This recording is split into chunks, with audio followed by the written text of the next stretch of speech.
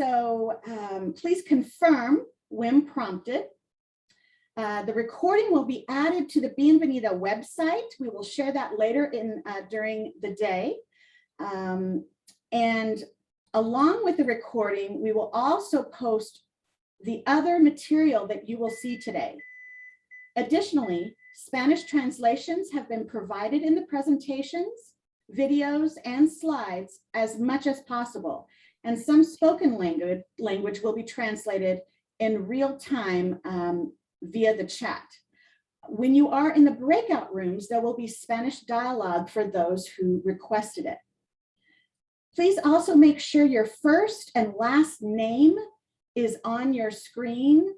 No nicknames, please.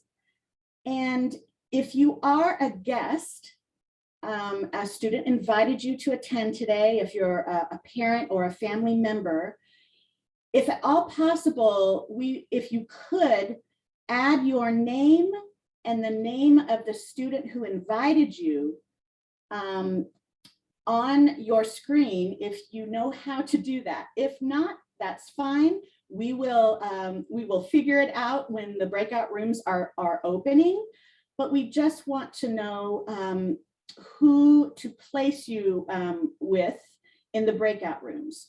So if you are a family member and not the registered student, please, we need to know who your student is, who invited you, so that we can place you in the breakout rooms together.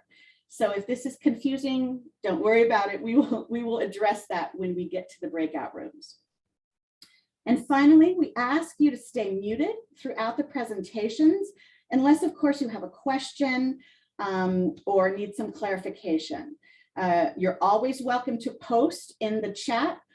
We do have HSI STEM staff who is monitoring the chat.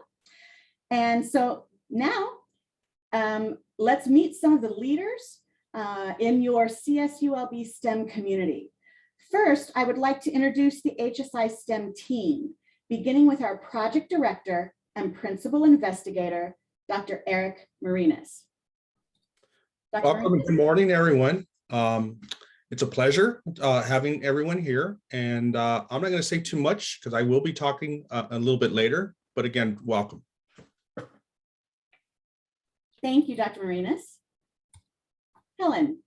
Good morning, everyone. My name is Helen Barriere. I am the program manager for HSI STEM. I have been on the campus for 7 years now, and in November, it'll be 8.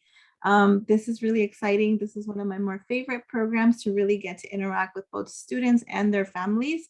So thank you for joining us today. Welcome, and I hope you have fun today. I hope you get to connect with STEM alumni, with campus representatives, with some of our deans, and different students throughout the event. So thank you for joining us. Thank you, Helen. And Nancy. Hi, everyone. My name is Nancy McQueen. I'm the administrative coordinator for HSI STEM. I've been with the grant for 3 years now in September, and it's also my pleasure to be here with you today. Thank you, Nancy. All right, thank you, HSI STEM team. I would also like to acknowledge additional members of your CSULB STEM community joining us today. Shortly, you will hear from Dr. Jenny Reed, Dean of the College of Engineering, Dr. Antonella Scortino, Associate Dean of the College of Engineering, and Dr. Kurt Bennett, Dean of the College of Natural Sciences and Mathematics. Marina Crawford, our first-year coordinator, our STEM first-year coordinator, will also present shortly. We have STEM faculty and staff here today to assist us, as well as our STEM peer mentors.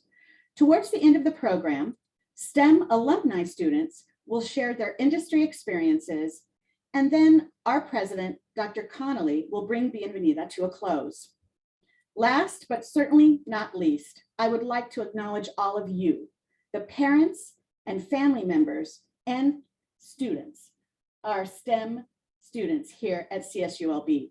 We have an informational day planned for you today, so let's begin. I would now like to introduce Dr. Jenny Reed, Dean of the College of Engineering, who will share some opening remarks with you. Dr. Reed. Thank you, Lark, and thank you for the invitation to come. Welcome everyone here this morning. So welcome everyone. And good morning. How is everyone doing today? Good? Go ahead and give me a thumbs up or type it in the chat. Pretty good, great. Okay, good to hear it. Yeah, it's a beautiful day today. Tired, but good. Yes, I hear you. I want to get an idea of how many parents we have here in the audience and how many are students. So if you're a parent, how about if we try typing parent in the chat, or you can type mother or father if you prefer. And if you're a student, go ahead and type your major.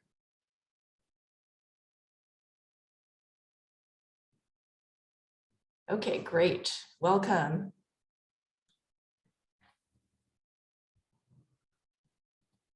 Okay, wonderful mix of people in the audience. Great to see you all here.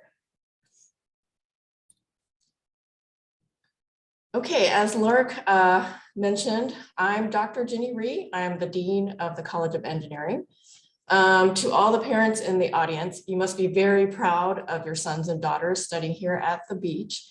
And to all the students, thank you for taking the time to learn more about the HSI STEM programs, as well as the College of Engineering and the College of Natural Sciences and Math. Since I'm the Dean of Engineering, I'm going to tell you a little bit about the College of Engineering. The college is Cal State Long Beach's third largest, home to more than 5,000 students studying many branches of engineering. We have aerospace, biomedical, chemical, civil, computer, electrical, and mechanical engineering, as well as computer science and construction management. Like other STEM majors, engineering takes hard work and commitment. But if you have an interest in using technology to solve problems and the grand challenges facing society today, an engineering degree can lead to a fulfilling lifelong career.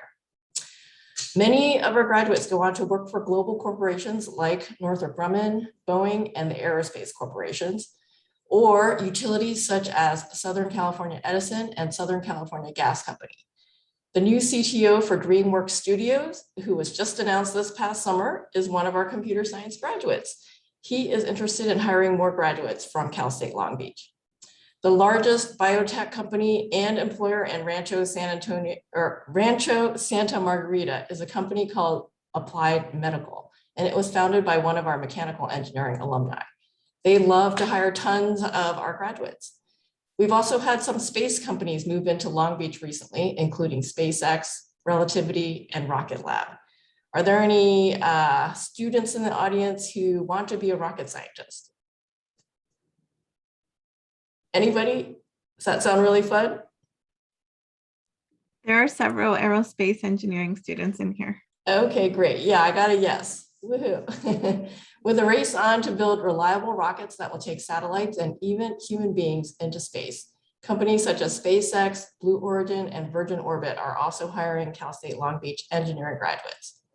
We are delighted to support a diverse student body. And let me just go back to the last point I made just for a second. Not just aerospace engineering, they hire aerospace, mechanical, electrical, computer science, like the whole gamut. All right, so we are delighted to support a diverse student body. We rank 9th nationwide for issuing engineering bachelor's degrees to Hispanic students and 14th for minority students overall. Nearly 40% of our enrollees are Hispanic, with opportunities to connect with like-minded students available through organizations such as MAIAS and SHIP. Here in the College of Engineering, we pride ourselves on producing grads who can hit the ground running. And this is consistent feedback that we get from our longstanding employers as well. The focus is not only on theoretical knowledge, although you'll need that too, but also on hands-on practical applications. The college has more than 100 labs where students can turn designs into reality. As students progress in their majors, they may find opportunities to work with faculty in their labs or participate in our Build and Leap research programs.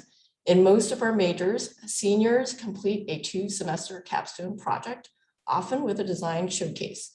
In addition, we have over 30 student organizations in our college. They provide opportunities for extracurricular activities, projects, and competitions. I hope that you enjoyed the event today. There is a great interactive agenda ahead with valuable information about the campus and the resources to help you succeed in the STEM majors. And now I will turn it over to the Associate Dean of Academic Programs in the College of Engineering, Dr. Antonella Schwartino.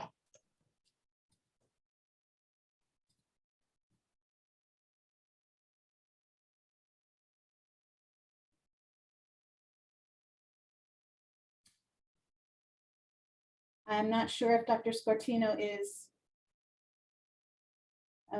here. Okay. All right. Well, Dr. Ree, thank you so much. When Dr. Scortino arrives, we'll be sure to introduce you to her. Thank you, Dr. Ree, for those very helpful opening remarks. All right, so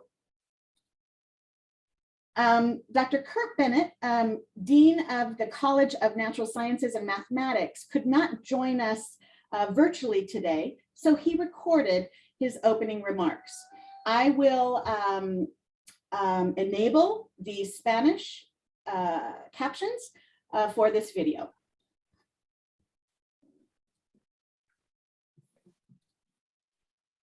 As the Richard D. Green Dean of the College of Natural Sciences and Mathematics, I would like to welcome the HSI STEM scholars, their families, and their friends to the Bienvenida event. I'd like to start by taking a moment to thank Dr. Eric Marinas for the excellent job he has done over the last many years leading this program. Every year, Dr. Marinas puts his heart and soul into these students. As we are all well aware, the last 18 months have been like no other in history. And throughout this time, Dr. Marinas has been giving his all. And I want to take this moment to acknowledge his hard work.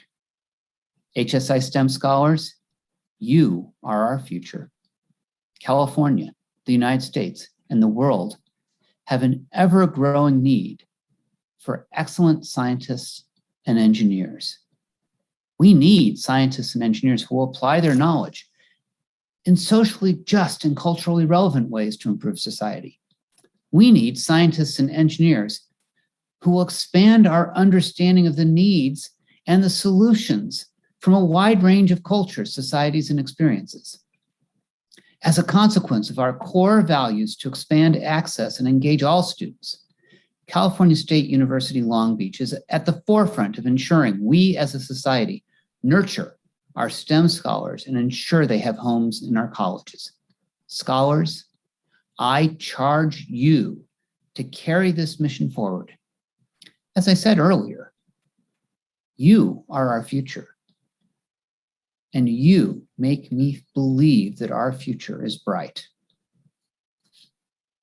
Friends and families of our scholars, this is not an easy road that your students are following, particularly during these fraught times, but it is a road with great rewards.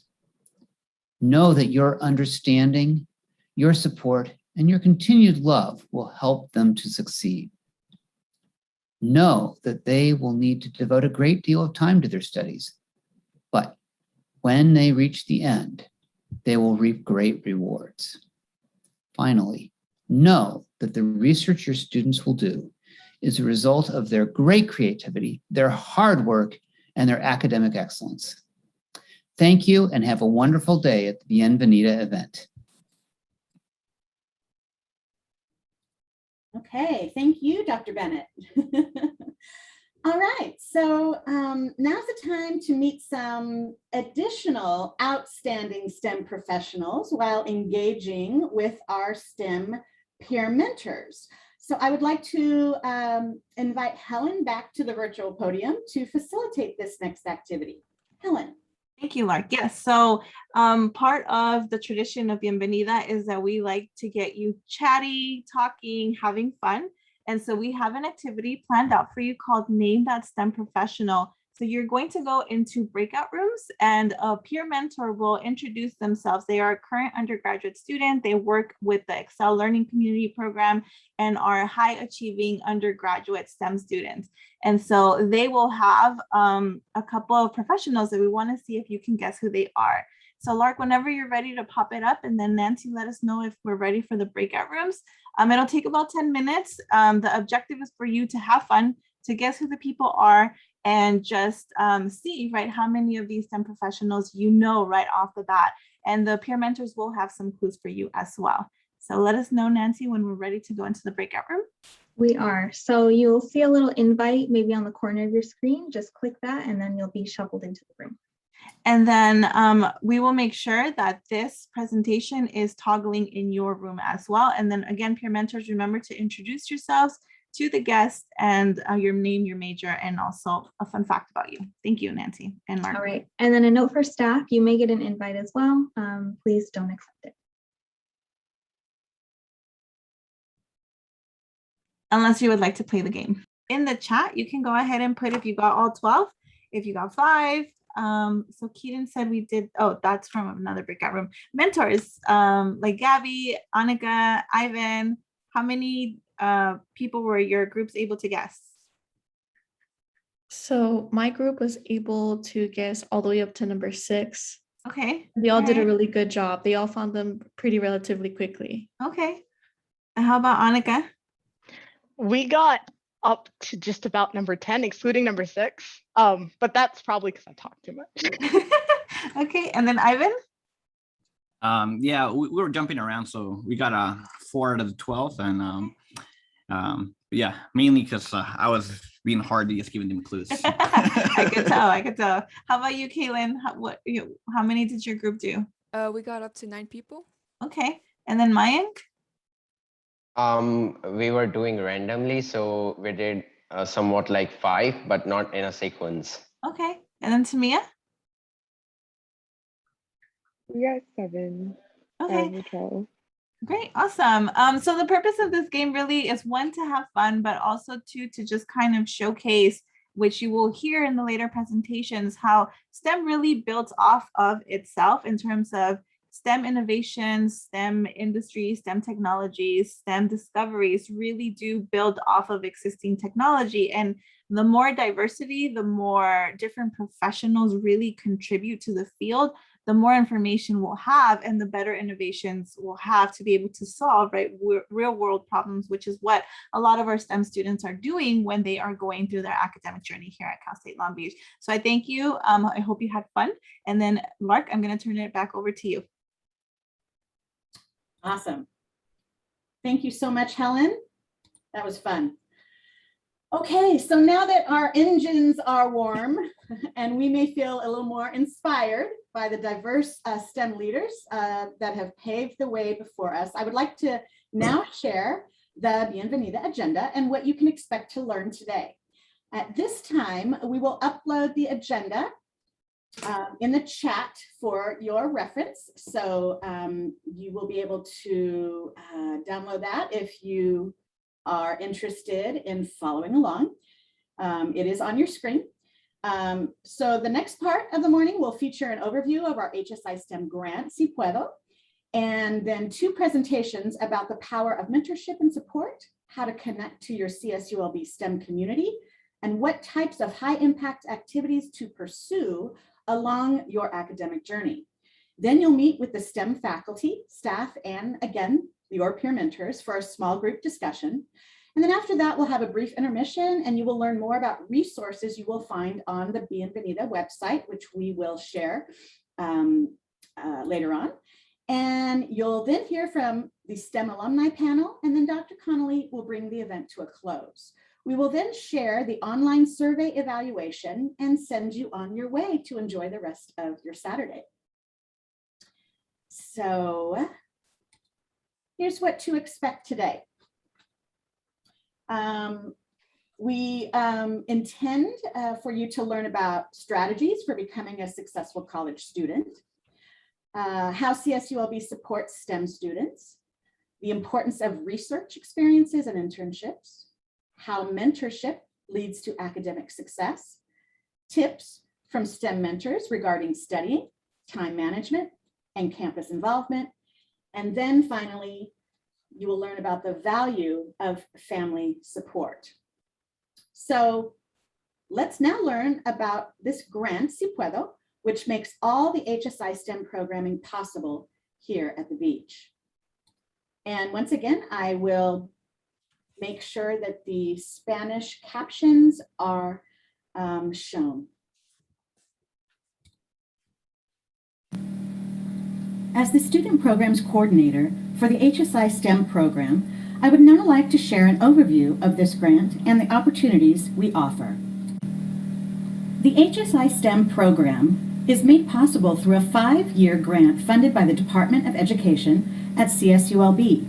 We work collaboratively with the College of Natural Sciences and Mathematics and the College of Engineering to support incoming first-year STEM students at both the freshman and transfer levels. Here are the grant's goals.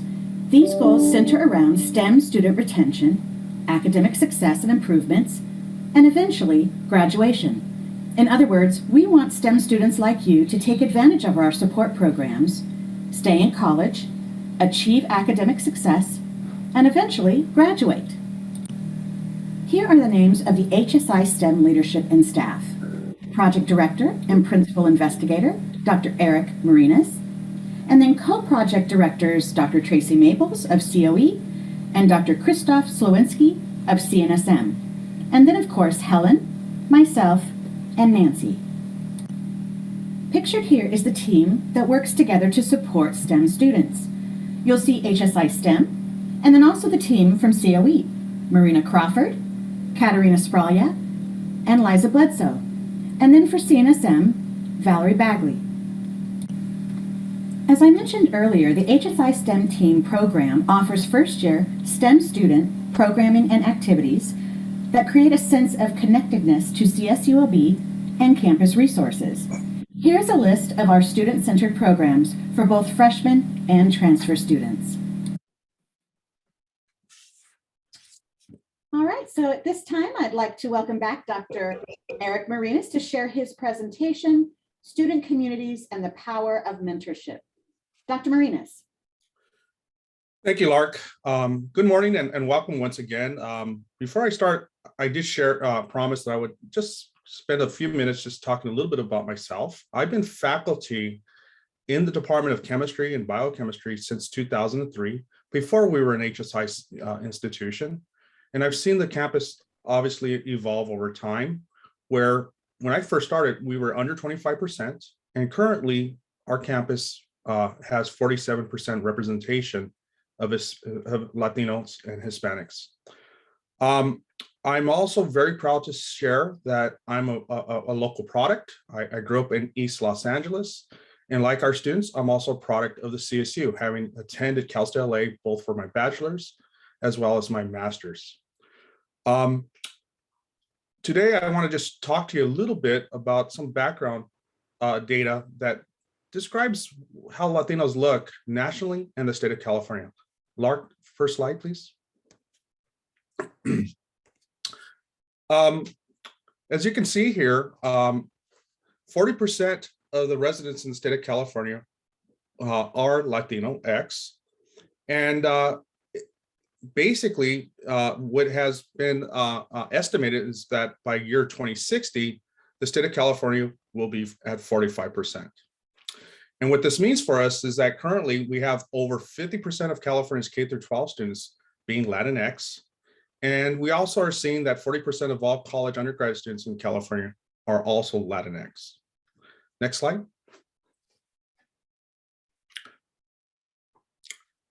This slide here shows a significant gap of Latinx who have a degree compared to other races. It clearly does not compare to our representation in the state of California. Only 18% of Latinx students in California have a college degree, in which 12% have a bachelor's and 6% have an associate degree. So clearly 18% is not close to the 40% that we are representing in the state of California. As you can see with some of the other races, they're significantly higher.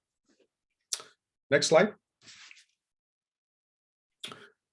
There is some bright news here, and that is more Latinx students are enrolled in college. In the state university systems, public universities between the California community colleges, the Cal State universities, and the UC systems, 9 out of 10 Latino X students attended college in 2016, 2017. And what this represents is over 1.3 million Latinx students are currently enrolled in college. Next slide. This is more good news, and that is one of the things that we're also seeing is a significant proportion of our Latino students are first in their families, or what we call first generation, to attend either a UC campus or a CSU. For the CSU, it's basically 50% of our Latinx freshmen are first generation. Next slide. Now, if we consider STEM representation nationally, this is really an alarming slide here. You can see that Latinx is definitely not represented very well in the STEM fields. And this number gets to become less and less as you move up the ladder in higher education. So I'll just focus on what we offer at Cal State Long Beach. Latinx students only represent nationally 9% of all bachelor degrees. Myself holding a PhD, I represent only 3% of all Latinx that hold a PhD nationally. Next slide. Next slide, Larry. So one of the things we have tried to do with the grant and also within the College of Natural Science and College of Engineering is really instill a sense of community and a sense of belonging to all of our students, as this leads to student success. One of the most instrumental ways of building community and of giving students a sense of belonging is, next slide, Lark, is through the practice of mentorship. I have had a significant number of mentors in my personal career, as well as when I was a student, and they made a profound impact on me. So what I want to do here is just real briefly define what mentorship is. It's a relationship in which a more experienced or more knowledgeable person helps to guide a less experienced or less knowledgeable person. Next slide. So who serves as mentors to many of our students? It either comes in the flavor of faculty or peer mentors. And so what do mentors offer our students? One is they support the college adjustment needs to our students. They expand students' awareness of college resources. They enhance students' sense of purpose, of personal competence and self-efficacy.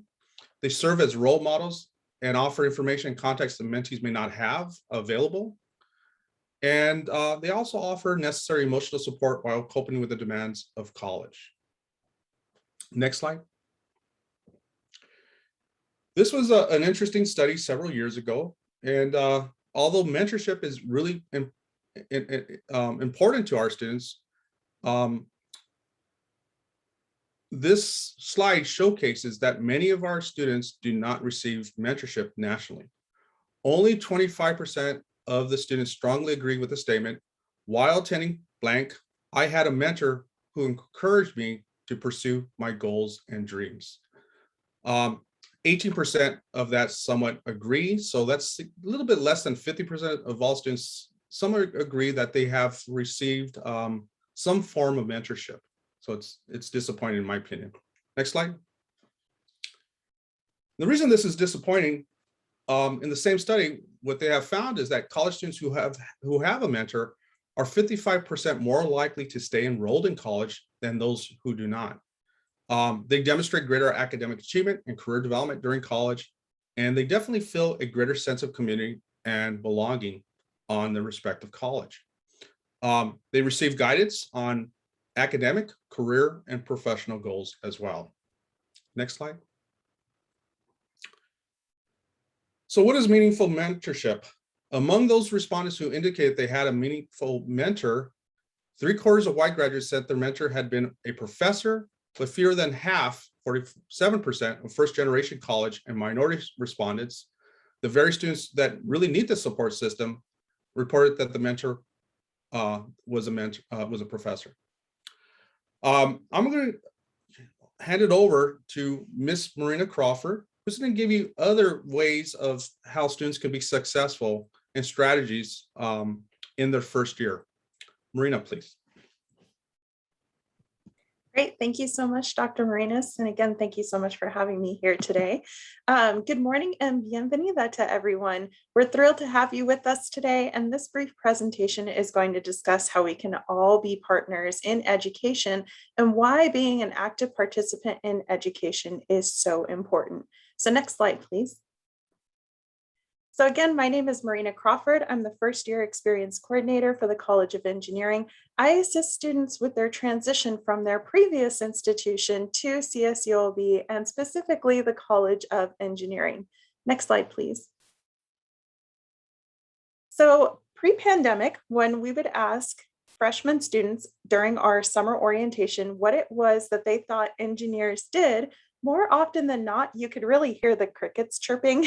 Most fully admitted that they knew that they could make money in STEM, or they knew people in their families who had pursued STEM in majors in college, and that's why they themselves had chosen a STEM major. So I thought it would be important to briefly answer the questions, what is STEM and why is it so important? Next slide, please.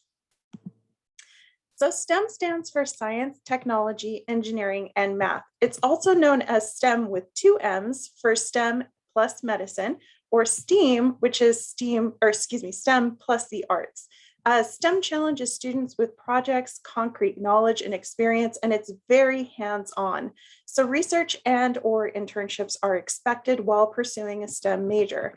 As far as STEM jobs are concerned, they are in demand. Pure STEM accounts for 20% of all US jobs and 80% of all US work requires some STEM skills. So currently, according to the Smithsonian Science Education Center, over 2.4 million STEM positions are currently vacant and just waiting for our students to come and grab them. So why is STEM important? Well, STEM employees are in charge of not just creating things, but they're really in charge of building communities and moving our nation forward. 95% of jobs paying a livable salary will require some combination of education beyond high school, on-the-job training, and or experience over 1 year. A bachelor's degree or higher is definitely necessary for over 30% of these higher paying jobs. Next slide, please. Oh, and again, this presentation will actually be included on the Bienvenida website. One more slide, please. Thank you. So I have to admit that the students who say they chose STEM as a major for the money aren't entirely wrong to think that way. According to the US Bureau of Labor Statistics, the median yearly pay for an individual in a STEM career is 56% higher than individuals in non-STEM fields. And as you can see in this graph, the projected growth of STEM jobs by 2028 is 8.8% in comparison to non-STEM jobs, which anticipate a 5% growth by 2028. Now, what's really eye-catching and attractive for STEM students is that the median annual wage in 2018 for non-STEM jobs was $37,020. For STEM jobs, it was $84,880. But before we get too far ahead of ourselves with regard to the job market and salaries, we need to concentrate on what I said in the last slide, which is essentially attaining a bachelor's degree, because that really is the first step to getting to that entry-level salary. So next slide, please.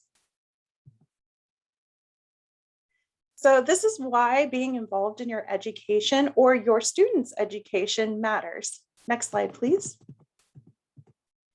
It's good to acknowledge that things are different in college and specifically at a 4-year institution. Study time at your last institution may have only required 1 to 3 hours per week per class.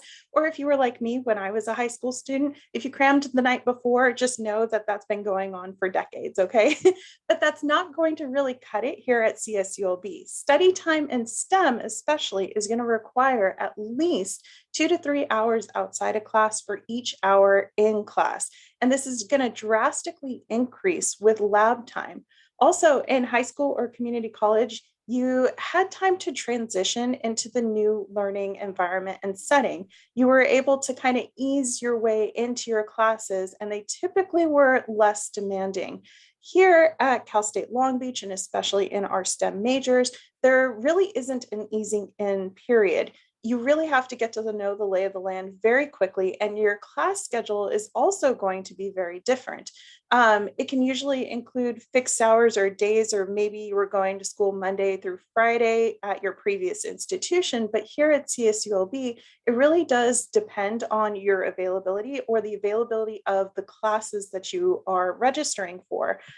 The academic side is also very different. So in high school, for example, teachers and parents tended to remind students about important dates and deadlines. But here, the students, you guys are responsible for keeping track of important dates and deadlines for yourselves. And then also just to keep in mind, if you've never heard of the Family Educational Rights and Privacy Act, otherwise known as FERPA, I highly recommend that you look into it, because essentially what it says in short is that once you turn 18, you are responsible for your academic records, and we cannot disclose things like grades or what classes you're taking to third-party entities without your written permission. So if you haven't heard of that before, please make sure that you look into that. Next slide, please. One more. Perfect. So there is still a transition for transfer students too. I was a transfer student to Cal State Long Beach, and you might often hear the term transfer shock.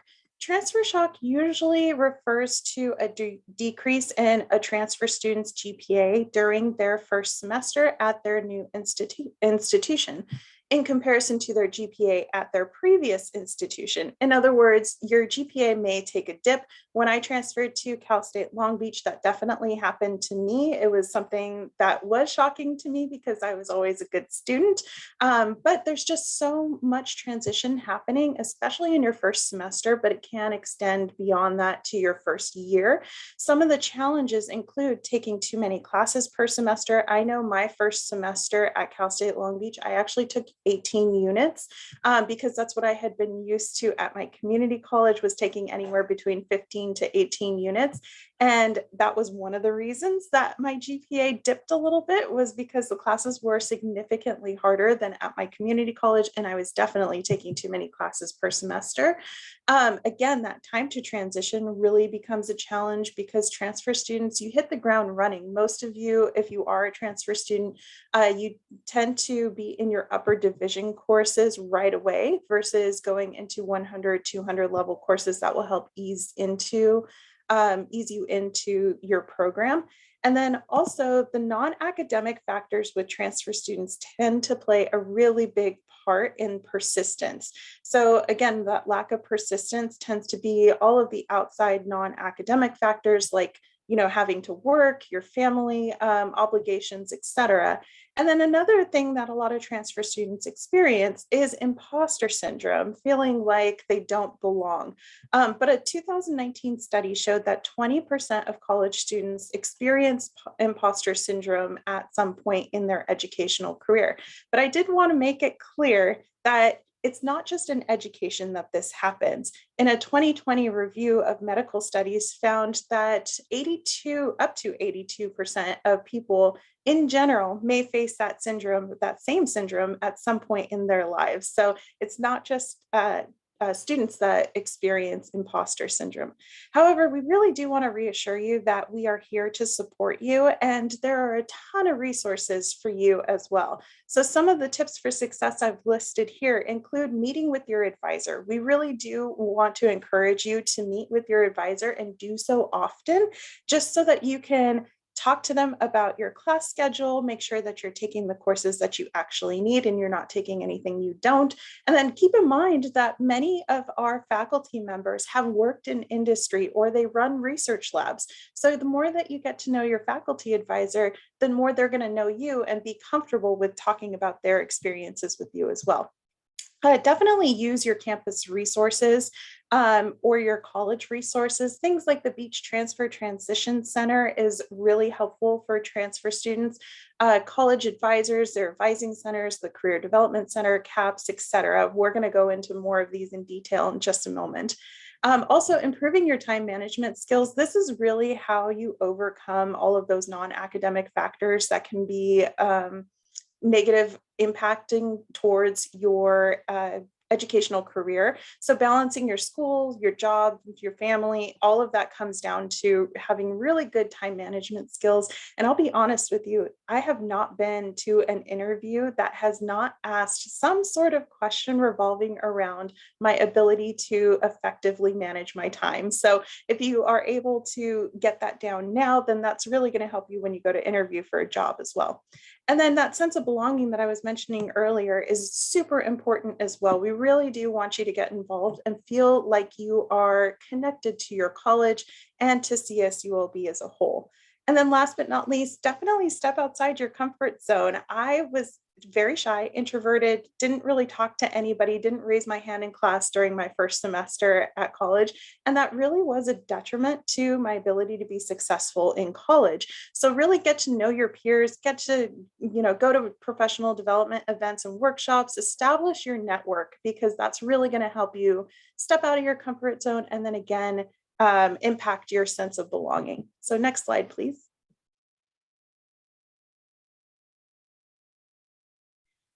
So we also wanted to give you some quick tips for success. So academically, like I said, time management is key. So utilize your time management skills, and please note that we do have workshops on how to make your time management skills better. So attend those workshops if you feel like it's suffering a little bit. There's no procrastinating here, okay? Also pay attention to your student email. That is really key. That is our main form of contact with you. So please make sure that you do so. And then remember that our faculty and staff are your partners in education, as well as other campus resources like tutoring and your professor's office hours. So don't be stubborn and go to those things, because they are going to help you in the long run. Also start looking into research or internship opportunities as soon as possible. It can happen in your first year. You can get an internship and or a research experience in your first year. So definitely look into those. Utilize the many resources on campus, and then communicate with your parents or guardians, your professors, advisors, friends, support system. Again, we're all here to help you. I always tell students, if you have a question that starts with one of the 5 W's, who, what, where, when, or why, come ask me about it, because if I don't know the answer, then I will either find out the answer for you, or I'll get you in touch with the person who does have the answer, okay? Also, there are no silly questions, so definitely ask us. Socially, that's also very important. We want you to have a good college experience. Obviously, in this pandemic, this was not the way that we wanted you to start off your college career, but we still are having a lot of events and a lot of workshops and a lot of ways in which you can connect with your peers. One of the easiest ways to do that, even pre-pandemic, was to make an acquaintance in every one of your classes. This is really helpful when it comes to group projects and you're not wondering like, oh my gosh, okay, I have to ask these total strangers if I can be a part of their group. Or if you happen to miss a day of class, it's helpful to have somebody in each of your classes that you can rely on and text or message and say, hey, I missed today. Can you give me the notes? Can you help me out with this? It's very, very helpful. And then obviously for study groups too. So make an acquaintance in each one of your classes. Again, go to your professor's office hours. I can't stress that enough. Get to know the campus as well, and then join some clubs and organizations. We're going to go over some of these things again in just a minute, and then step out of your comfort zone. Like I said, go to the events and workshops. They're there to help you develop your professional skills and your network. And then also stick around and get involved too. So it's not just about going to your classes or logging into your classes and signing off at the end of the day. We really want you to have the full college experience. Next slide, please. So if you need a little inspiration to step outside of your comfort zone and get involved, there is a fact that says that students who get involved on campus have higher GPAs and are more likely to make it to graduation and be successful after graduation than those who do not. So definitely get involved. Next slide, please.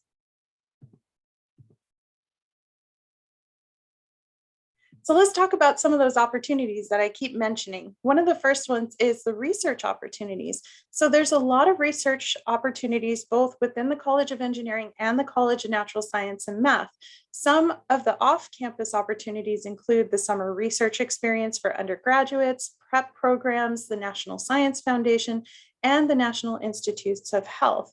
Some of the on-campus opportunities include actual research programs that have been developed within the university, which include things like the Lewis-Stokes Alliance for Minority Participation. You might actually hear it referred to as LSAMP at CSULB. We really like our acronyms, so you're going to hear acronyms more often than not. We also have Build, Mark, and Rise, and then you can also be a part of our university honors. And as part of the honors program, you have to do a thesis at the end of your program, which involves being connected with a faculty member to do research. So again, that's another route that you can go in. Next slide, please.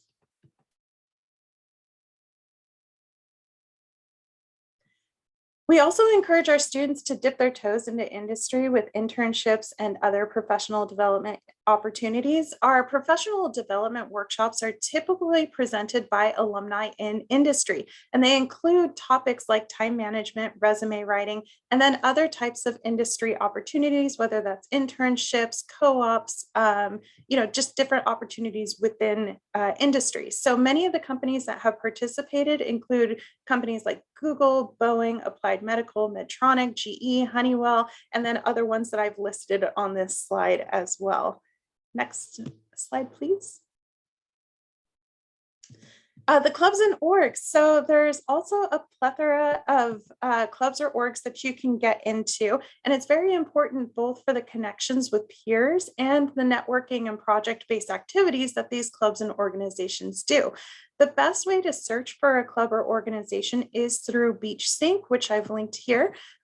Also, don't forget that many of our clubs and organizations are interdisciplinary. So for example, if you want to be a part of our beach launch team, you don't necessarily have to be an aerospace major to join that club or organization. They also need chemical engineers for the petroleum. They need computer science students. They need mechanical students, everybody. And then same thing for a lot of our College of Natural Science and Math clubs as well. So that we do have like a lot of biomedical clubs and organizations that are actually housed in the College of Natural Science and Math. So we do share quite a few different clubs and organizations, and there are a lot of different things that you can get into.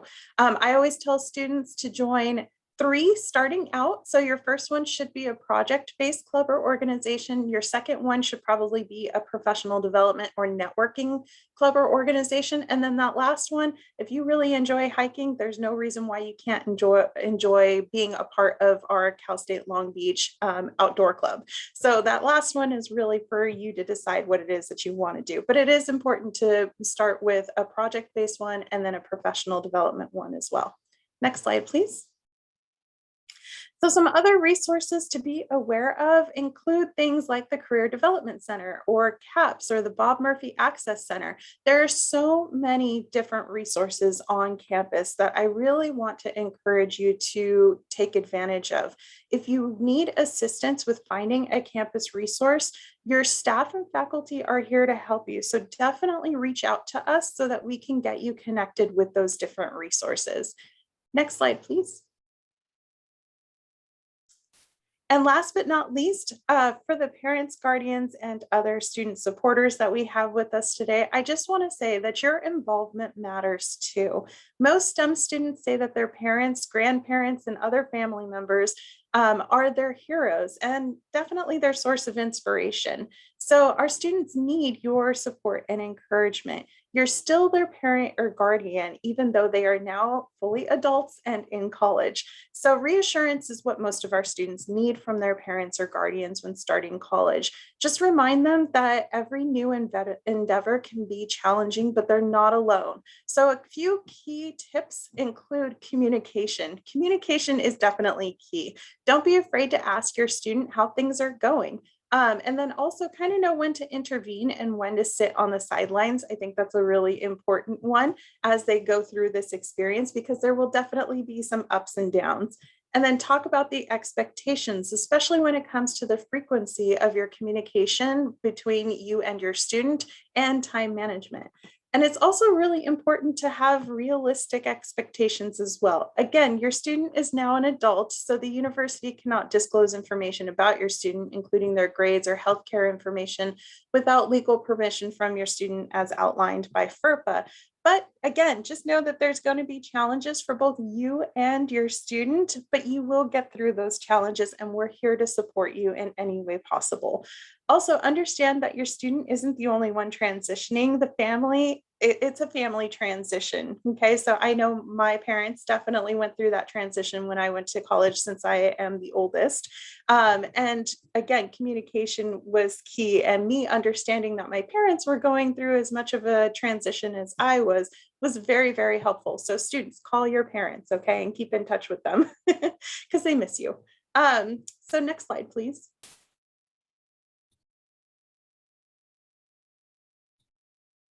So in closing, we just really want to encourage you to be an active participant in getting involved in your education, and just know that it's going to enhance your college experience. Also, be excited about the opportunities and resources on campus and take advantage of them. And finally, be a part of building a strong and involved community. The College of Natural Science and Math, the College of Engineering, and Cal State Long Beach in general is very involved in community building, and we want you to be a part of it. So again, thank you so much for spending your Saturday with us and being here, and go Beach. Wonderful. Thank you so much, Marina, for all that very helpful information. We want to just move on now to the next part of our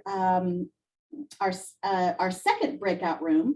Now we will provide each of you an opportunity to discuss your students' experience and apply what you have learned in the presentations thus far, especially all that helpful information that Dr. Marinas and Marina just shared with us. So this 20-minute discussion will focus on 2 student scenarios, and we invite you to participate in a conversation, ask questions, and just be open to learning more about the life of your STEM student here at the beach. Afterwards, we will reconvene and share in the large group. What I can do is I can kind of jump ahead a little bit and just share about the Bienvenida website. Helen, Okay. do you have that website handy that you can post? Yes, give me 1 second. Okay. So after the discussion, we are going to have a brief intermission. But what I want to tell you first is that on the website that Helen is sharing in the chat, all of these, as I shared, all of these presentations, the translations, the videos, Marina's presentation, Dr. Marinas's presentation, funny to say that together. So they will all be available to you, so you can read them, review them, reference them. But one of the things that was really helpful, or that will be really helpful for you, especially if you're interested in research, as Marina discussed. This past summer, 6 students from the transfer learning community were selected to participate as research scholars in our Summer Bridge to the Beach program. That's a 9-week program that culminated with a 15-minute presentation about their research and their experiences in the lab. So we have posted these videos along with some student introductions on this Bienvenida website. And so if you're interested to learn how research can impact and enhance your academic experience, take some time to watch these excellent student presentations. They really are very helpful, and in the introductions they talk about how none of them had ever experienced research before, and they really were grateful to have that experience, to get to know their PIs, to get to know their lab mates. And it really did make such an impact on them, and it really helped them to gain a better sense of belonging to the campus, especially with being in this pandemic and virtual learning for so long. So, so as a reminder, again, all the videos have been captioned in both English and Spanish. You will find the introductions for accessing Spanish captions on the Bienvenida website, as you have been watching me do in our videos. You just toggle back and forth between Spanish and English. And so, with that, we just want to invite you after today or at your leisure to take a look at the website and all the information that's there. After the intermission, Nancy will go further into the campus resource commercials that are also posted there. And Marina did discuss a little bit about those campus resources and how important they are for you and there for you. Welcome back, everyone. Welcome back, welcome back. We did have to cut the discussion time a little short. We apologize if we cut you off mid-sentence, mid-thought. We have decided to change the agenda just a bit because I believe it's really important for all of you to take your 5-minute break now. And then once you return at 11:05, we will do a quick share of your discussion. And then we will start the panel, the HSI STEM alumni panel at approximately 11:10 or so. So please go ahead and take a break, take a stretch break, and join us back promptly at 11:05. There. So yeah, it was good. Awesome. Thank you, Mayank. Mm-hmm. So we have time for one more share. STEM reps, parents, students, peer mentors, who would like to share? In our group, one of the people participating had asked about getting involved more with a club on campus pertaining to the women in computing. And so they just really wanted to know, since they're very interested in joining that group, I had told them they could find more information on the Beach Sync and how Beach Sync can connect into hundreds of campus programs and clubs we have out there. I even assisted her in giving her that information. And so we also talked about how not only academia and other clubs, but also playing intramural sports can bring a lot of connections to campus. You never know who you might find who has a similar career goals as you do, as well as your major. So there are a lot of ways to get involved on campus, besides joining a major oriented club. You can also do it by sports as well. Excellent. Thank you, Gabby. All right. Well, if there are any more questions or comments or clarifications that any of you, the participants here, would like to share, feel free to post that in the chat. Just with the interest of time and the large group that we have, we can't necessarily take all questions right now, but we certainly want to be able to answer any that you have now, and even after today. We want to continue to be a resource for you. So with that said, pretty good transition to now. I'm going to welcome back Nancy. And she's going to talk about campus resources and the commercials that are available to you. So Nancy?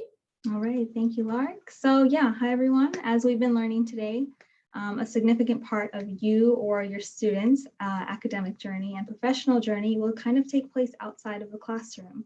So as peer mentors have been talking about, making those connections, HSI STEM has compiled a series of videos of campus resources for you to view later at your own convenience. So we've highlighted about 8 helpful campus resources, things like the Learning Center, the Career Development Center, Student Health Services, Bob Murphy Access Center, CAPS, which is Counseling and Psychological Services, the Beach Buddy Program, Basic Needs Program, and the Beach Transfer Transition Center. So each resource is open and they are continuing to serve students virtually.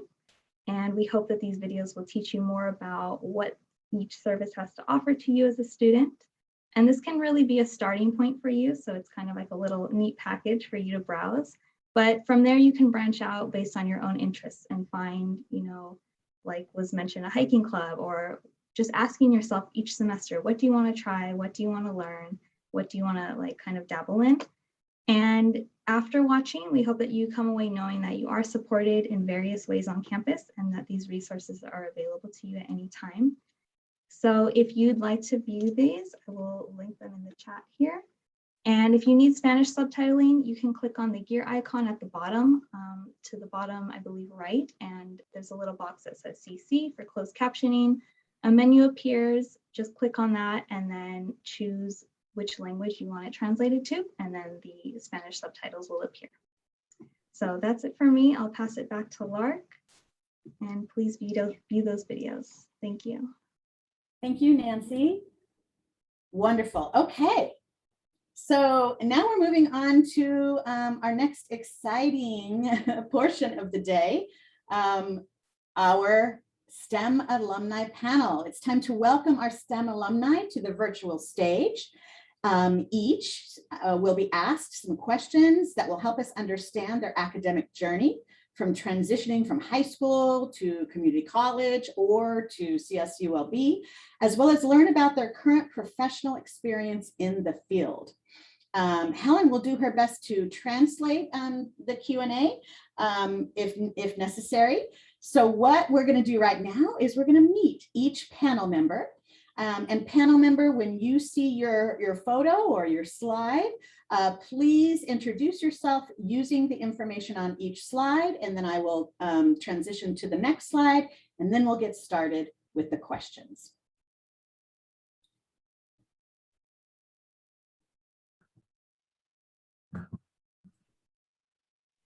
Hola, buenos días. Hi, good morning. My name is Teresa Nieves Montevideo. I am the quality manager at GSP Metal Finishing, and I transferred to CSULB in 2011. Welcome, Teresa.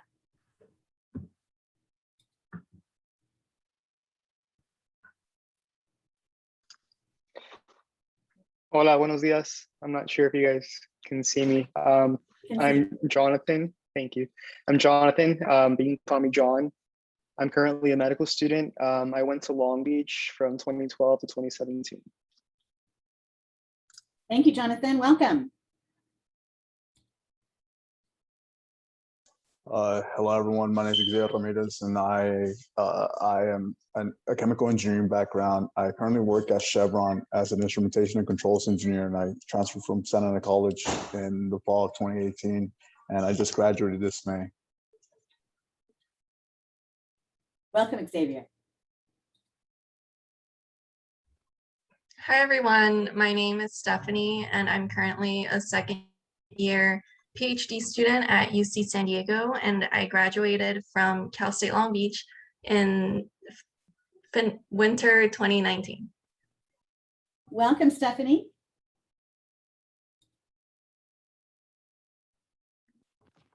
Good morning, everyone. My name is Ernesto Leon. I am currently a fifth-year PhD student at the University of North Carolina in Chapel Hill.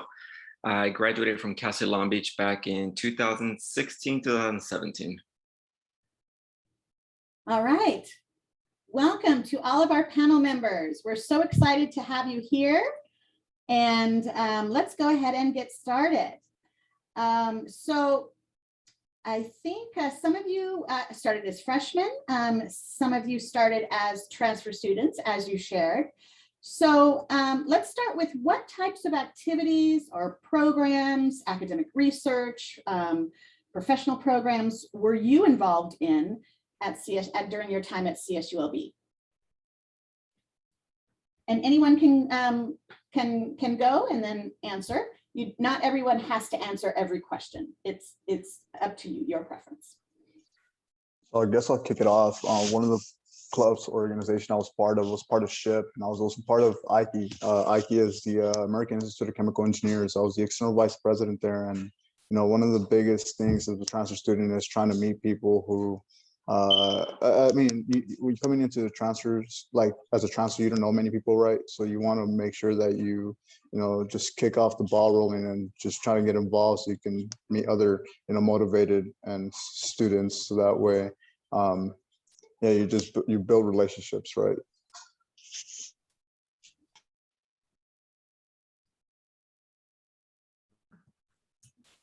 For me as an undergrad, I was actually participating with HSI STEM. I did the winter research, and then as a graduate student, I was actually a peer mentor, so it was pretty awesome.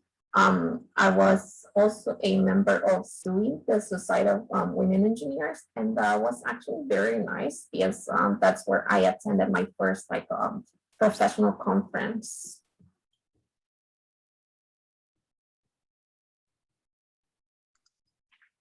As far as myself, I was involved in a few things towards my last few years of college.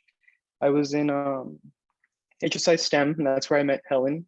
I was a promotor. I was a peer mentor like Teresa, in which I met Sonia.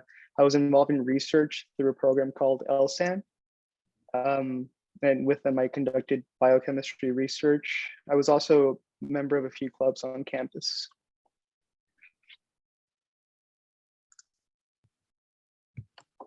I can jump in next. So I was involved with HSI STEM and H2 OLA when it was around. I don't know if it's still around. But on top of that, I was doing research just like John, and I was doing immunology research with Dr. Deborah Fraser, if y'all know who she is. So I was doing research with her for 2 years. And one of those winters was funded through HSI STEM through their winter research experience. And then towards the end, I also participated in the biotechnology and stem cell kind of like internship, not necessarily a club, but also through CSCOB. I can go next. So I was mainly involved in research at Cal State Long Beach through the BUILD program. So they were really helpful in that they fund your research, so I didn't have to work outside of that. And I worked with Dr. Deepali Bhandari in the Chem and Biochem department. I was also involved with HSI STEM as a peer mentor. And later in my undergrad, I also worked with the supplemental instruction program. Excellent. Thank you, everyone. It's obvious that you were all quite involved in during your time. And we talked a lot about how being involved helps, create a better experience, creates more, a better sense of belonging and persistence. And it has paid off for you. And it's just exciting to hear. But let's now kind of go back and think about your first year on campus, whether you came in as a freshman or a transfer. You can remind us when you're telling us. And what was it like? What was it like? We have many first year students, both freshmen and transfer students here today, and we're interested to hear the similarities that they might be feeling right now. How did you feel? What were some challenges that you had to overcome? How did you ever overcome those challenges? What motivated you? Were there mentors on campus, maybe some PIs that some of you had discussed? Just kind of give us an overall picture of your experience and, what helped you, what challenged you, and whatnot.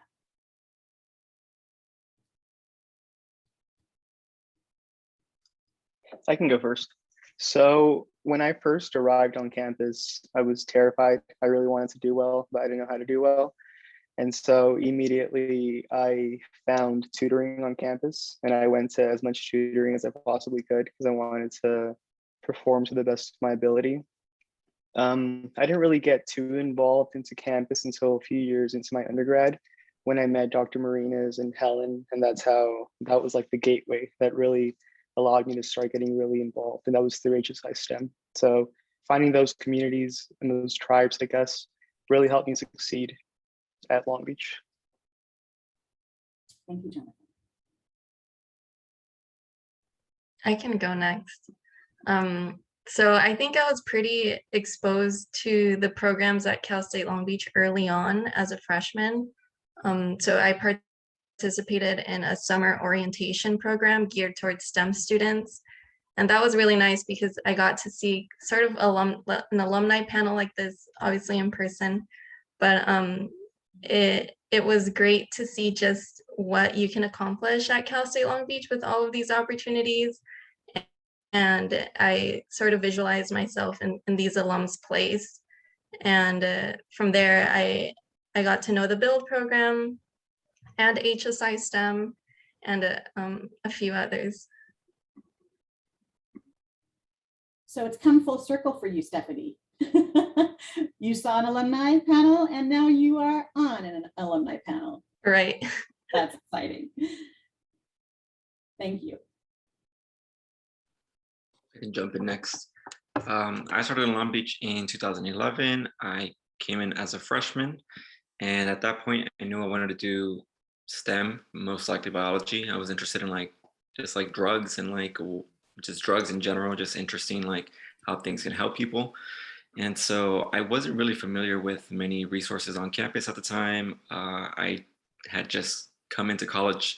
My sister had gone to Cal State Long Beach too, but she was also never really too involved. So I didn't really have any resources or any idea of what was available on campus. And it wasn't until, I was there for a couple of years that I kind of just started digging around and seeing what was available for me. And that's when I found H2OLA, HSI STEM.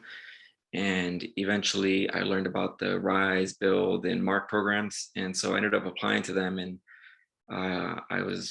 got into the RISE program and was able to do research similar to Stephanie. And they were able to pay me to do research instead of having to work so many hours off campus.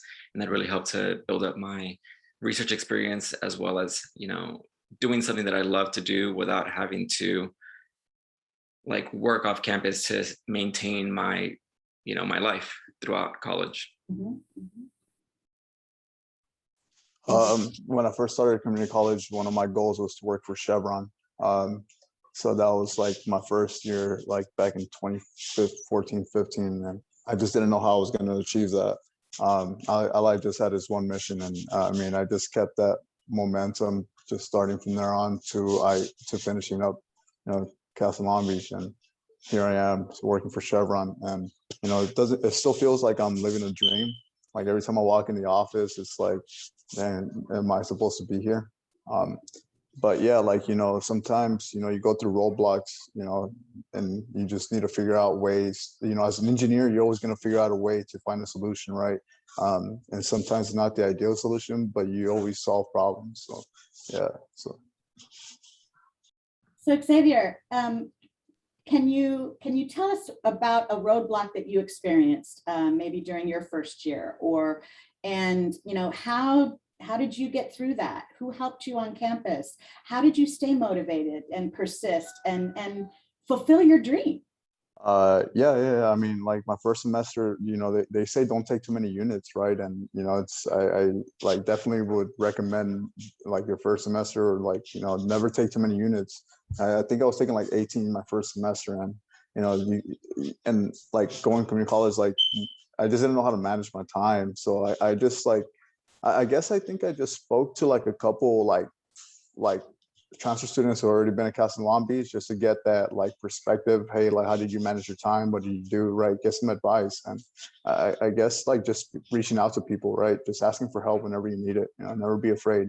Never be afraid to ask a question. There's the way I look at it is there's always going to be someone smarter than you.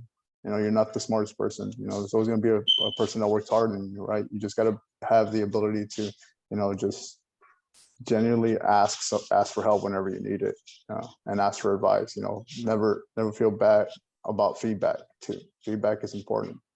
That helps you improve. Thank you, Xavier.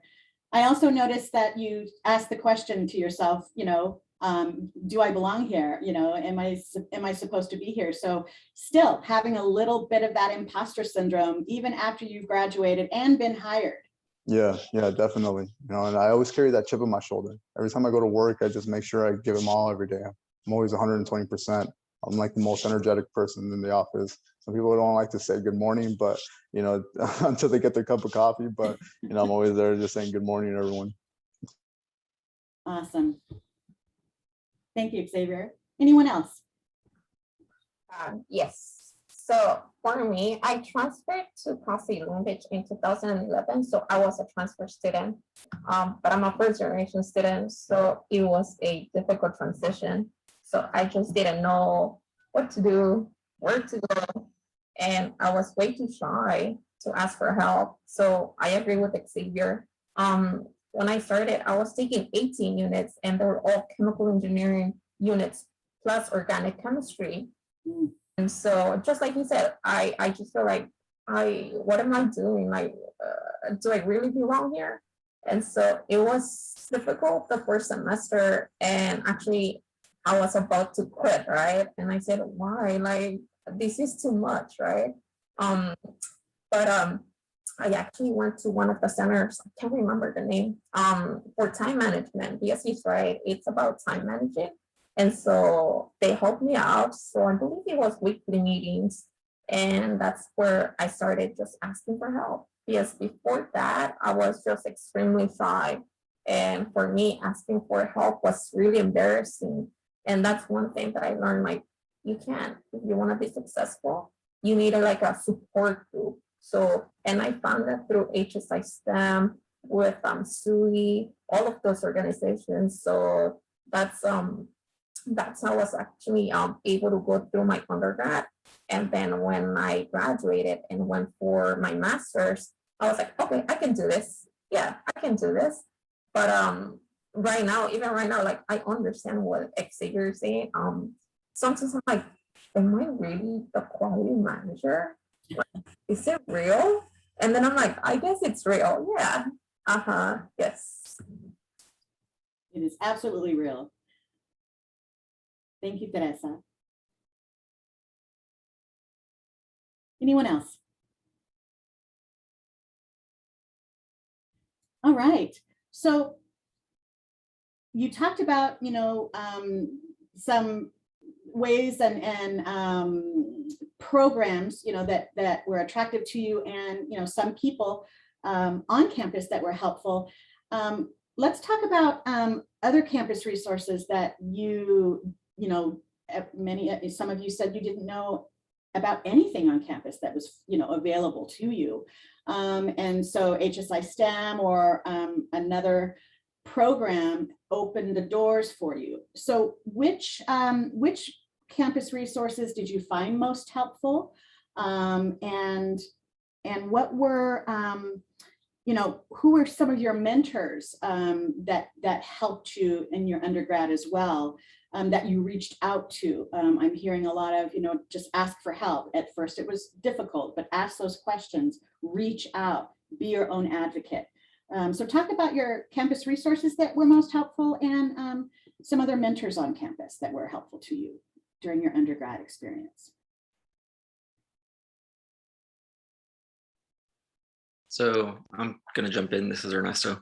So I think for myself, I think finding HSI STEM and like H2OLA was a really big help for me, just because it helped to build that community. And I think the community aspect is what I felt like I was lacking.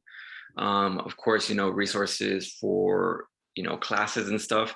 I had like a lot of friends who were all in this together, so we heavily relied on each other. But it was having, those group activities like study Fridays that I remember we all met together and we all worked together, and we built that community to keep pushing each other to do these things. But along those lines, taking these classes, you are in, a room with 30 to 150 other students, and you're trying to understand what's going on. And never be afraid to reach out to your professors, especially all the professors at Long Beach. I never had any professor that was, not willing to talk to me or like sit down with me during office hours. And I think office hours is a really important thing to go to, because your professor gets to know you, you get to ask the questions, you get to clarify things. And, at the end of the day, like it or not, for the majority of the things you're going to do after undergrad, you're probably going to need a letter of recommendation from someone. And so keeping those connections alive and them remembering your face is going to, help you kind of go a long way. Thank you, Ernesto. I'm going to go ahead and piggyback off of Ernesto. So I'm a year younger than him. And so when I was in college, I saw him and like his group of friends, and that like seeing that community motivated me to want to be a part of it as well. And so because of that, I also entered HSI STEM. And that was a big gateway for me to be able to get really involved in campus, just finding that sense of community and that sense of home. So everything that he said, I'm just backing it up twofold. But besides that as well, I do want to give a shout out to CAPS, because CAPS was an excellent resource that I used on campus. And I don't think I would have had the success that I had if I hadn't pursued it. I always knew that it existed in the back of my head. And I think that was enough, because when something went wrong for me, that I needed somebody to talk to, that I felt like I couldn't find anybody to talk to, I just went to CAPS one day, said that it was an emergency, and saw a counselor, and it was truly life-changing. Thank you, Jonathan. And for those of you who don't know what CAPS is, it's our resource on campus for counseling and psychological services. So as Jonathan said, they offer therapy, group therapy, and emergency services as well. So thank you for sharing that, Jonathan. Very important, especially in these times right now. I can go ahead. So I majored in biochemistry, but fun fact, when I took chemistry in high school, I failed it for the very first time. So coming into Cal State Long Beach, I had my first chemistry class, and I was very intimidated because of what had happened. And I was like, okay, I need all the help I can possibly get. So I enrolled in a supplemental instruction class. And I think it's still an ongoing program at Cal State Long Beach. And there's basically an upper year leader that kind of leads you through exercises to better understand the material in these like historically difficult classes like chemistry and other mathematics class. And it was way easier asking my leader questions than it was going to office hours and asking my professor questions, because there were also maybe 100, 150 other students in the class. So I built a close community in that supplemental instruction class because it was so intimate. I think there were only maybe 15 or 20 students there. So throughout college, we all like traveled together. And from that first class, my freshman year, we created this bond, and I had like a forever study group that I still talk to today. Wonderful, Stephanie, thank you. So SI is supplemental instruction, as Stephanie mentioned, and that is provided through the Learning Center. And the Learning Center has a commercial on our Bienvenida website where they introduce one of those programs. The Learning Center offers a variety of helpful programs, so definitely check that out when you are visiting our website, the Learning Center commercial. Anyone else? Yeah, I'll go ahead really fast. For me, it was using HSI STEM, so a study center that was very helpful for at least for myself, like at home, like I didn't have a study like station or anything like that. There's always something going on at home, and so just to have a space to study was really nice. The library, so like the second floor, the fourth floor, they're quiet study level, so those were really nice. I actually used the Career Development Center a lot for my resume, so I believe Rosa might have helped me once. It was really nice because my resume, I didn't have one, so they helped me create one, and from there, like I will just fix it or go back. And I just want to add something. Jonathan mentioned CAPS.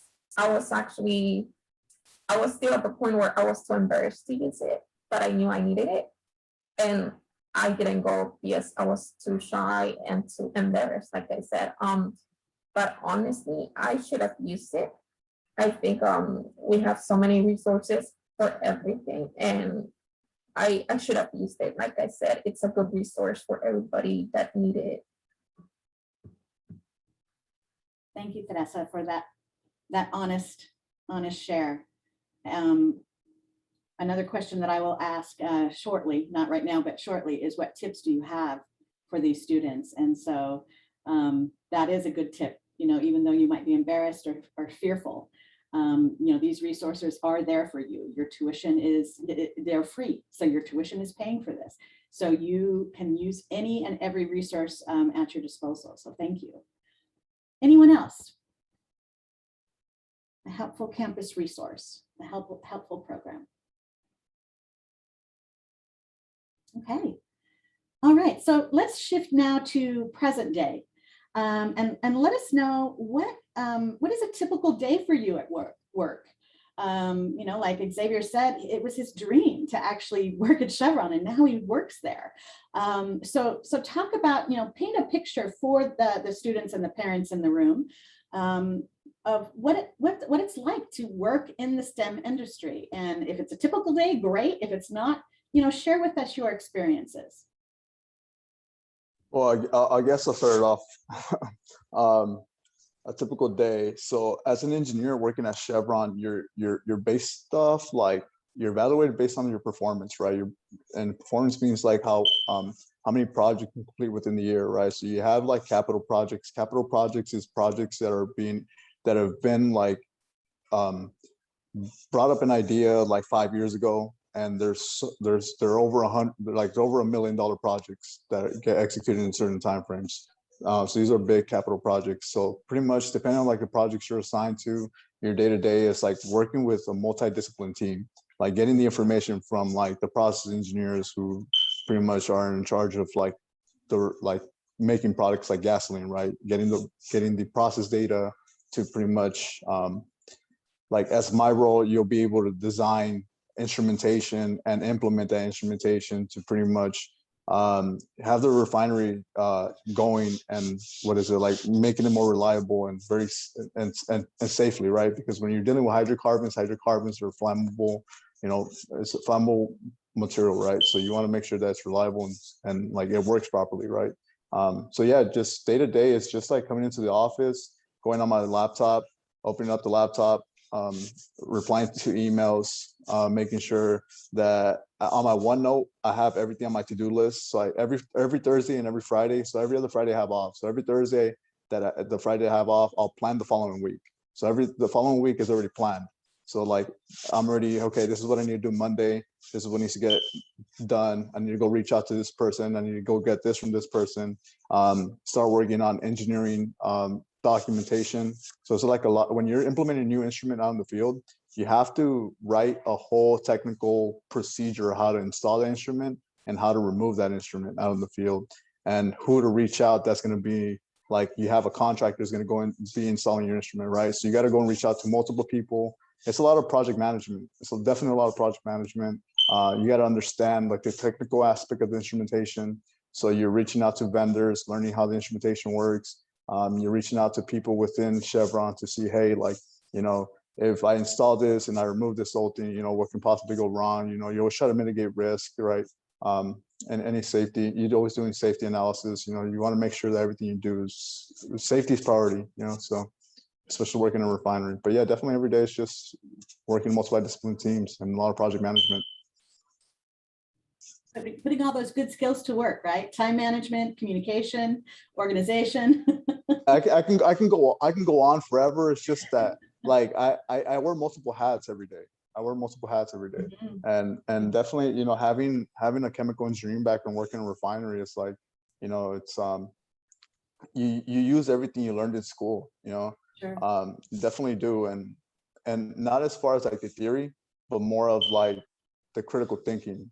You know, learning how to ask questions, right? You're learning to learn, you know, that's the way I like to see it, right? Like you have to have like the mindset, hey, like, you know, I don't know everything. You know, like in school, like you think that you're reading a book, you're reading ahead, you already have the chapters, right? You already know what's going to be coming up within the lectures, right? But when you're in an industry, it's a whole different ballpark. You know, you don't know everything. That's what I like to say. There's always someone smarter than you, right? Because in your industry, all these people experience is intelligence. Experience is intelligence, and definitely I like to like preach that a lot. Thank you so much. Next. I can jump in next. And so as a graduate student, I feel like similar things with like Xavier was saying, you're learning to learn. Everything that you read in your textbooks in undergrad, that's not where things ended. There's a lot of things coming out every single day. So you're just constantly keeping up with the literature. But as a graduate student, like every day looks completely different. One day you can be cloning. One day you can be doing like experiments in a mouse. One day you can be like analyzing data. So it all comes from like, you're always doing different things. You're always wearing a ton of hats. You're doing project management on your own project and you're like the only one doing it. So you're just running around. Well, I'm running around all the time. I don't know about anybody else, but I'm always running around. And I feel like this all helps to prepare you though for like the next step in life. This past summer, I had the opportunity to intern at a pharma company in Santa Monica where they do immunotherapy. So I do immunotherapy. We engineer immune cells to find cancer. And so this company actually focuses on that same exact technology. And so I was really grateful to be able to have this opportunity. And this internship was in like a regulatory affairs position in advertising and promotions. And so it wasn't necessarily R&D. And there's like a whole backstory as to why it wasn't R&D. I applied to 2 different positions, but the R&D position got cut because of COVID. But, coming out with a PhD, you would think that the only thing that you can do afterwards is continuing to do research. And that's not necessarily the case. With a PhD, you have so many doors that open up and you can go literally anywhere within, whether it be like a pharma industry, whether it be like a postdoc, whether it be consulting, you have all these doors that open up. And so it's great that I was able to take all of the things that I learned in my PhD about this technology, about the science, and now applying that into like, how do we get this, out to patients? How do we get this out to caregivers? How do we get this out to doctors? What's the appropriate messaging that we can use? And, it was really fantastic to be able to do that. And during my time there, again, you wear multiple different hats. You're reviewing these documents, you're making sure that this is right. You work with cross-functional teams to, make sure everything gets delivered on time. And so it's been a great opportunity and experience. And by this time next year, I will be working at that company. I accepted a role there. So I will now have a job. I just need to finish a degree. Congratulations, Ernesto. Thanks. Thank you. Next. What does your day look like? For me, it's never the same. Like every single day is different. Sometimes I have a weekly schedule and I say, okay, I will work on this on Monday, but then something comes up and that just has to wait. And then I have to reschedule everything just to complete my projects. In many ways, I have to deal with customers, I have to deal with vendors, cut purchase orders, check on chemicals. I'm responsible for the lab. So I got to oversee a lot of stuff. So many times, like I said, we're like, okay, we're working on this, and then it actually doesn't happen and it's something else. Yeah. Thank you, Teresa. Anyone else like to share their typical day or as a student, continuing student? Yes, Jonathan. Sure. For me, it's a little bit of the same as undergrad. I wake up at 5 in the morning and start studying and don't stop until 10 p.m. But it's fun. I love it. Besides it as well, my school has a lot of things going on for us. And so I think that the skills that I developed in undergrad as far as discipline, time management, and all those things really translate over. There's days when we're learning clinical skills in terms of like how to speak to patients. There's days when we're focusing more on our research projects.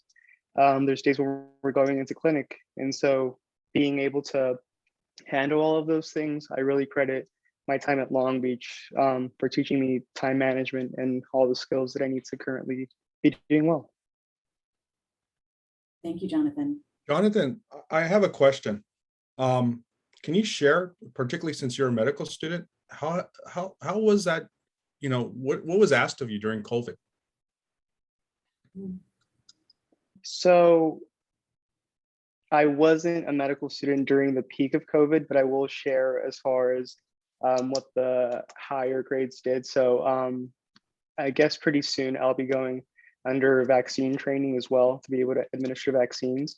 And so a lot of the medical students at my school during the peak of the pandemic, since the healthcare workers were so overwhelmed, they actually called them into the hospital and they were there as supplemental support, as well as getting vaccines, and really put in the middle of the lines of COVID. But I just missed it, so I can't really answer that. Thank you. Thank you, Jonathan. Okay, in the few minutes we have left, I would love for you to speak directly to the students and the parents in our virtual room, and just briefly share one tip that you have for both the student and the parent. So one tip for the student, one tip for the parents in the room. As successful graduates, you know, looking back, what would you want them to know? What tip, what suggestion, what encouragement can you give them? The biggest tip that I can give a student is get involved. You know, many recruiters want to see, people in the industry want to see you be involved, held those leadership skills, have those people skills. You know, they don't look too much in the GPA, but at the same time, you want to make sure you keep a 3.2 or higher GPA, you know, because that will make you competitive for any position, any internship or full-time opportunity. Many of the companies hire in the fall for the summer internship program. Also for the full-time opportunities, they hire within August to November. So always keep that in mind. Get involved, because getting involved in a student organization, learning those technical projects, that's going to give you the hands-on experience, and it's going to make you a good leader within not just school, but it's going to give you those leadership skills that you need to pretty much be competitive and be a good employee within that organization. And to the family, you know, and to the parents, you know, just be supportive of like your son or daughter, you know, and you know, they have too much on their plate, and you know, at the end of the day, it's gonna pay off. You know, you're gonna be happy for them, because at the end of the day, you know, we're all doing this for one thing, that's to make our parents proud, right? You know, we want to be the first, whether we're first generation, second generation. It's just gonna be amazing when you see your son or daughter walk that stage. Absolutely. Thank you, Xavier. I can go ahead and go next. I'll say it in Spanish as well for the families. Para mí y para mi familia, la cosa más importante era que mis papás supieran que yo iba a estar muy ocupado. Mi mamá siempre decía cuando yo estaba en el colegio que, porque ella fue a uno de esos eventos y dijo que si ella no hubiera ido a ese evento, no hubiera sabido qué tan ocupado yo iba a estar. Y dice que si no fuera por eso, ella pensaría que yo nomás estaba enfrente de la computadora haciendo nada. Entonces, la cosa más importante es que ustedes y sus hijos se comuniquen y que estén en la misma página, y que sepan que los hijos no están haciendo nada, están haciendo algo bueno para su vida y para que tengan éxito también. Thank you, Jonathan. Yeah, I'm gonna echo the same thing that Xavier and John said. Be involved because you know, there's one thing that's academics, which you have to do, but they're the things that you should be doing as well, like getting involved, doing leadership positions, just throwing yourself out there, because there's so many opportunities that you don't even know about, and so many doors that open up when you network with other people or are involved in other things, such as, you know, research, going to conferences. When you go to conferences, you can get your graduate school applications paid for.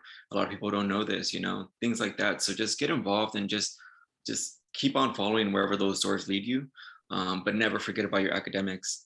And for the parents, again, know that your child is going to be very busy, and understand that that's the case.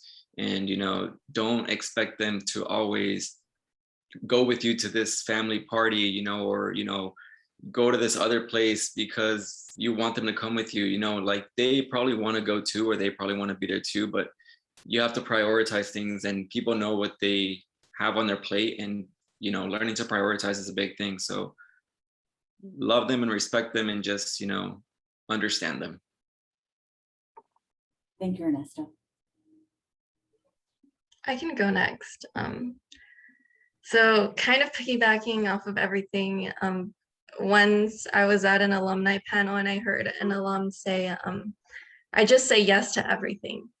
I say yes to every opportunity. And I was like, oh, that's a lot of yes. But it has some truth to it. I mean, don't say yes if you don't want to go that route, but if you think that's cool, definitely try it out.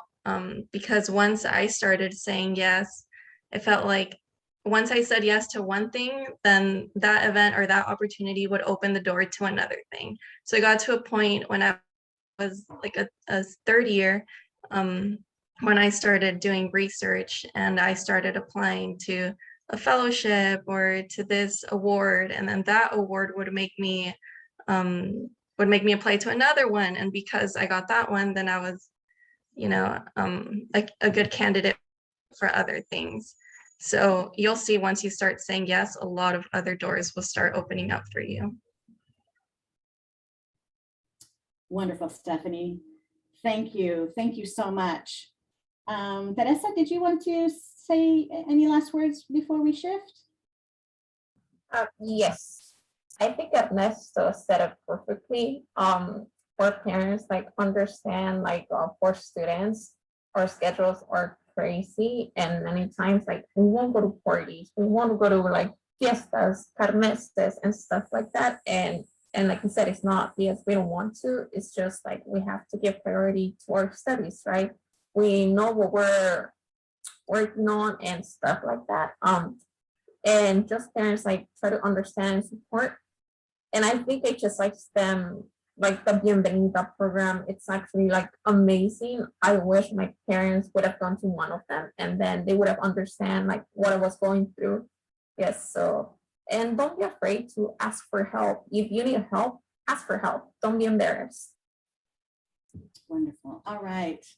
Wow, I feel so honored to facilitate this alumni panel. Ladies and gentlemen, thank you so much for joining us, for sharing your experiences, for being so transparent and honest and encouraging.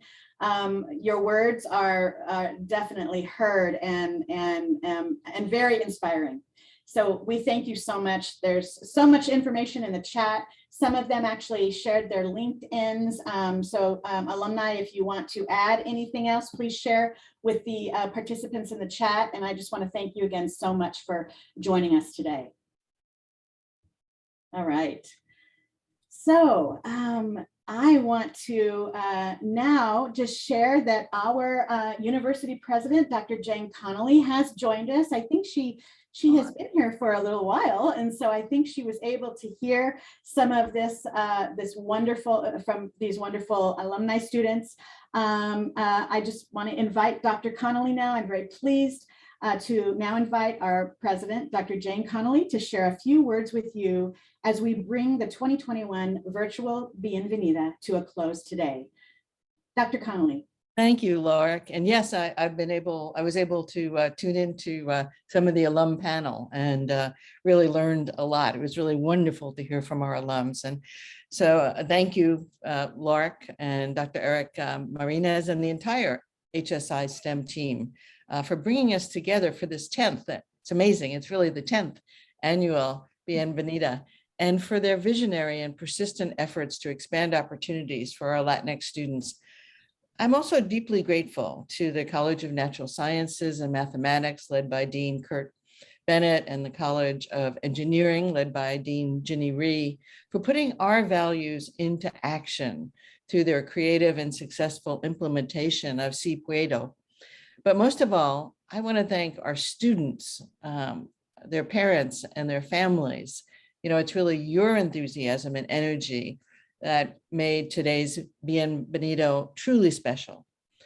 Friends and family members, I hope you will come away from this event not only with a better understanding of the rewards and challenges of college level STEM studies, but also with better understanding of the important role that each one of us play, family members, mentors, teachers, and friends, in helping our STEM students achieve their academic and professional dreams.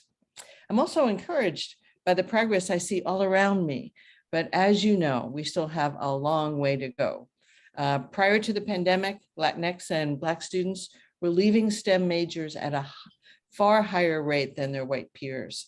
And the COVID-19 crisis has only deepened divides in educational opportunity across our nation's classrooms and campuses.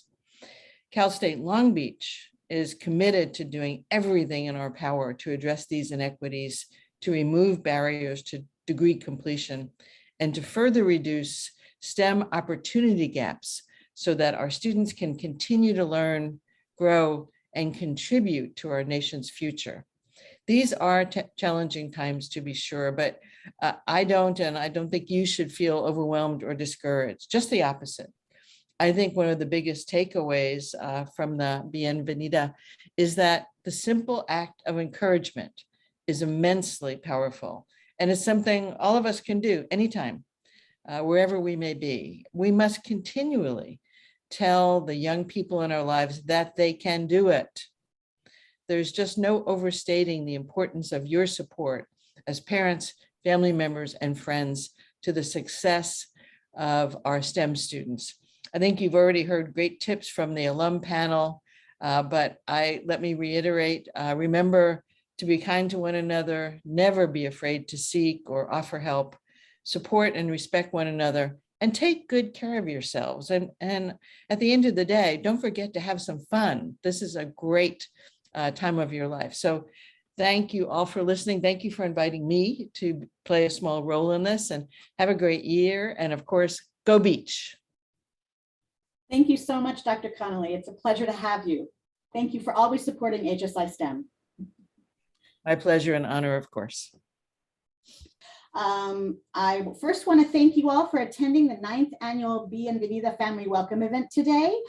We hope that you learned valuable information about today's STEM student and feel inspired to make more connections to the CSULB STEM community and the campus resources.